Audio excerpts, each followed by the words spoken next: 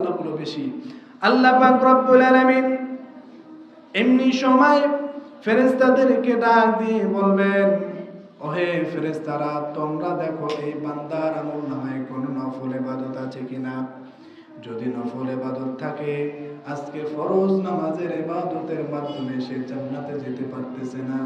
অতএব আমি আল্লাহ পাক রব্বুল আলামিন এই বান্দার আমলনামায় যদি শিরক এবং হিংসা বেদাত যদি না থাকে, ঈমান যদি ঠিক থাকে, সেই দিন আল্লাহ পাক রব্বুল আলামিন নফল ইবাদতগুলিকে ফরজে রূপান্তরিত করে বান্দাকে জান্নাতে দিয়ে দিবে। সুবহানাল্লাহ। আল্লাহ পাক রব্বুল আলামিন এই জন্য এই রাতকে এত বেশি ফজিলতপূর্ণ বলেছেন। আল্লাহ পাক রব্বুল আলামিন সূরা দুখানের ভিতরে বলছেন, আমি নিশ্চয়ই এই রাতকে মহামান্বিত রজনীতে পরিণত করেছি। এই রজনীতে আল্লাহ পাক রব্বুল আলামিন প্রথম আসমানে আসেন। প্রথম আসমানে এসে আল্লাহ বান্দাকে ডেকে ডেকে বলে, কে আসো আমার কাছে মাপ চাইবা? কে আসো আমার কাছে তোমার ভুলের অনুতপ্ত হইবা?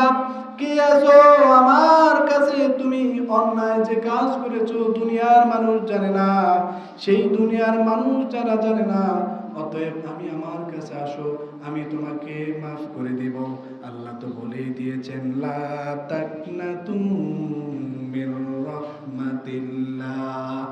আল্লাহ বলে দিয়েছেন যে বান্দারে, তোমার যদি পাহাড় পরিমাণ তোমার গুনাহ হয়ে যায়, সাগরের পানি পরিমাণ যদি তোমার গুনাহ হয়ে যায়, আর ওই বাতাস পরিমাণ যদি তোমার গুনাহ হয়ে যায়, বান্দারে কখনো নৈরাশ হয়ে যাইও না, কারণ আমি আল্লাহ পাক রব্বুল আলামিন তোমার গুনার থেকে আমার দয়া অনেক বড়।